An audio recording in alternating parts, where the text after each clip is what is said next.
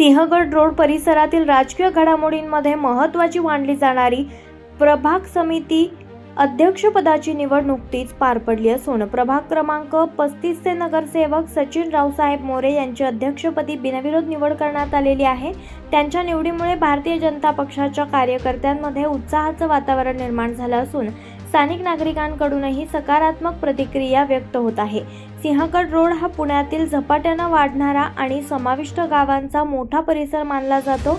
या भागातील पायाभूत सुविधा, रस्ते, पाणीपुरवठा, मलनिस्सारण तसेच नागरी सुविधा या संदर्भातील प्रश्न मोठ्या प्रमाणावर आहेत।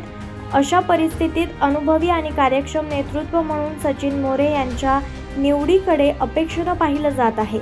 निवडीनंतर बोलताना मोरे यांनी आपल्या भावना व्यक्त करत असताना सांगितलं की राजकारणामध्ये संयम ठेवला तर प्रत्येकाला योग्य संधी मिळते। त्यासाठी पक्षनिष्ठा, सातत्य आणि कर्तव्यदक्षता महत्त्वाची असते। पक्षानं माझ्यावर टाकलेला विश्वास मी निश्चितपणे सार्थ ठरवेन। त्यांनी पुढे सांगितलं की सर्व घटकांना सोबत घेऊन विकास कामांना प्राधान्य देणे हेच माझे प्रमुख ध्येय राहणार आहे। सचिन मोरे यांनी भारतीय जनता पक्षामध्ये विविध जबाबदाऱ्या यशस्वीपणे पार पाडलेल्या आहेत। पूर्वी त्यांनी विधानसभा पातळीवरती महत्त्वाच्या पदांवर काम केलेलं असून सध्या ते शहर उपाध्यक्ष म्हणून कार्यरत आहेत। प्रभाग क्रमांक 35 मधून पक्षाच्या उमेदवारीवर त्यांनी मोठ्या मताधिक्यानं विजय मिळवत आपली राजकीय ताकद सिद्ध केली होती। त्यांच्या कामाचा आणि संघटन कौशल्याचा विचार करून पक्षाच्या वरिष्ठ नेत्यांनी त्यांच्यावर पुन्हा एकदा विश्वास दाखवत सिंहगड रोड प्रभाग समितीच्या अध्यक्षपदी नियुक्ती केली आहे। यावेळी त्यांनी केंद्रीय राज्यमंत्री मुरलीधर मोहोळ, मंत्री चंद्रकांत पाटील, राज्यमंत्री माधुरी मिसाळ आणि आमदार भीमराव तापकीर, महापौर मंजुषा नागपुरे, शहर अध्यक्ष धीरज घाटे यांच्यासह सर्व वरिष्ठ नेत्यांचे आभार मानले। पुढील कार्यकाळाबाबत आपली भूमिका स्पष्ट करताना मोरे यांनी सांगितलं की समाविष्ट गावांसाठी स्वतंत्र आणि परिणामकारक विकास आराखडा अर्थात रोड मॅप तयार केला जाणार आहे। प्रत्येक प्रभागात प्रत्यक्ष भेटी देऊन स्थानिक समस्या जाणून घेतल्या जातील आणि त्या सोडवण्यासाठी प्राधान्यानं काम केलं जाईल। रस्ते दुरुस्ती, पाणीपुरवठा सुधारणा, स्वच्छता आणि मलनिस्सारण व्यवस्था या मूलभूत सुविधांवर विशेष भर दिला जाणार असल्याचंही त्यांनी स्पष्ट केलंय। भारतीय जनता पार्टीमध्ये मागील अनेक वर्षापासून मी काम करत होतो। संघटनेमध्ये वर्षानुवर्षे काम केल्यानंतर 2025-26 निवडणुकीमध्ये मला नगरसेवक पदासाठी उमेदवारी दिली प्रभाग क्रमांक 35 मधून आणि आता मला या ठिकाणी सिंहगड रोड क्षेत्रीय कार्यालय, जे पुणे शहरातील सर्वात मोठं क्षेत्रीय कार्यालय, 16 सभासदांचं कार्यालय आहे, त्या सभासदांच्या कार्यालयाचं मला अध्यक्षपद पक्षाने त्या ठिकाणी दिलेलं आहे आणि माझ्यावर सारख्या कार्यकर्त्यांनी विश्वास टाकलेला आहे आणि मी निश्चितपणे येणाऱ्या काळामध्ये एक वेगळं काम करून उमटवण्याचा मी त्या ठिकाणी निश्चितपणे प्रयत्न करणार आहे।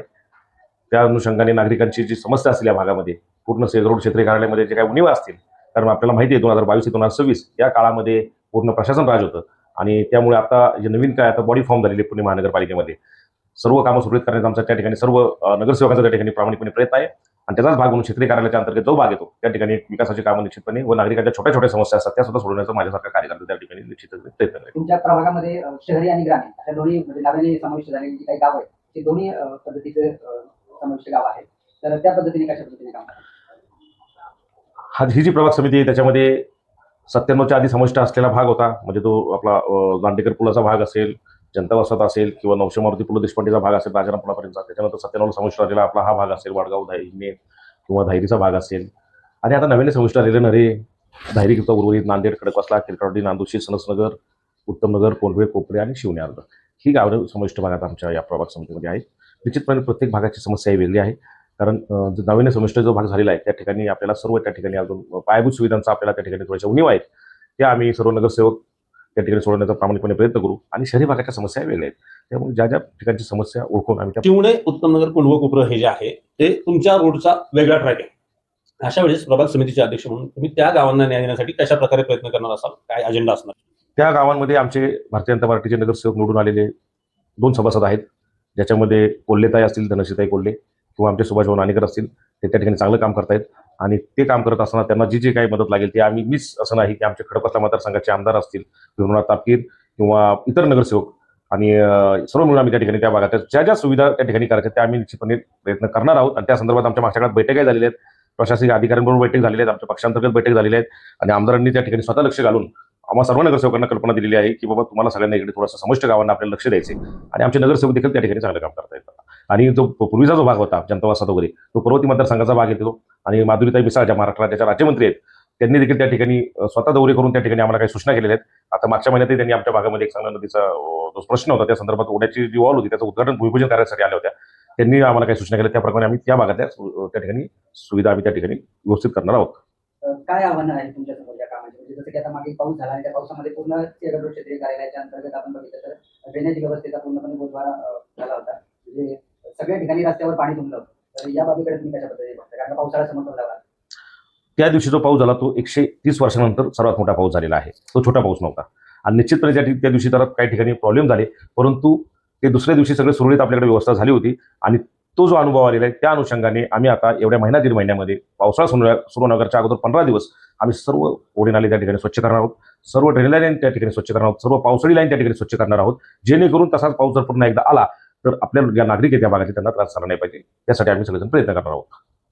बऱ्याचशा भिंती आणि झाडं कोसळण्याच्या घटना घडल्या यावेळेस. अशा भविष्यातही घडू शकतात. अशा भिंती आणि झाडं शोधण्यासाठी काही यंत्रणा राबवण्याचं नियोजन आहे का? आपल्या सर्वांना ठाऊक आहे साधारण 2 वर्षापूर्वी मोठा पाऊस झाला होता पुण्यामध्ये आणि खूप पाणी आलं होतं सर्व ओढे नाले आणि जास्त पाणी आलं होतं ते आपल्या उपनगरी भागात आलं होतं. तर त्यासाठी राज्य शासनाकडनं विशेष तरतूद आणि पुणे महानगरपालिकेने मान्यता घेऊन या ठिकाणी 200 कोटी रुपयाची ओढे नाल्यांची सीमा भिंतींची कामं या ठिकाणी मंजूर झालेली टेंडर झालेली आहेत. आणि त्याच्या 50 कोटीची कामं खडकवासला मतदारसंघात आमदार भीमराव तापकीर आणि पर्वती मतदारसंघामध्ये 50 कोटीची कामं माधुरीताई मिसाळ ज्या राज्यमंत्री आपले त्यांनी त्या ठिकाणी मंजूर केली आहेत.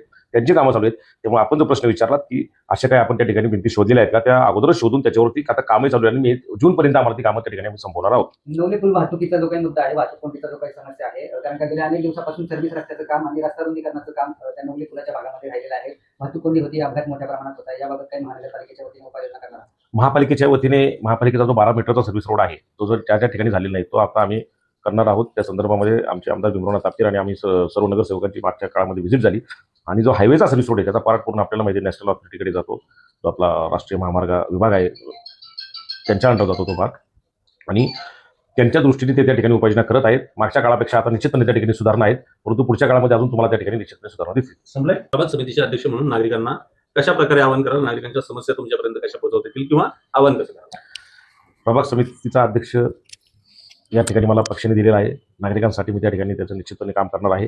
या आठवड्याचे 2 दिवस त्या ठिकाणी सकाळी 3-3 तास त्या ठिकाणी बसणार आहे आणि तसं नागरिकांना आवाहन करणार आहे की आपल्या ज्या काही समस्या असतील त्या संदर्भामध्ये प्रशासनाकडनं आपल्याला काही मदत होत नसेल किंवा आपली कामं कशात अडकली असतील तर त्या संदर्भामध्ये मी त्या ठिकाणी बसून नागरिकांच्या समस्या त्या ठिकाणी करणार आहे. त्याची वेळ मी त्या ठिकाणी सर्व नागरिकांपर्यंत पोहोचवणार आहे.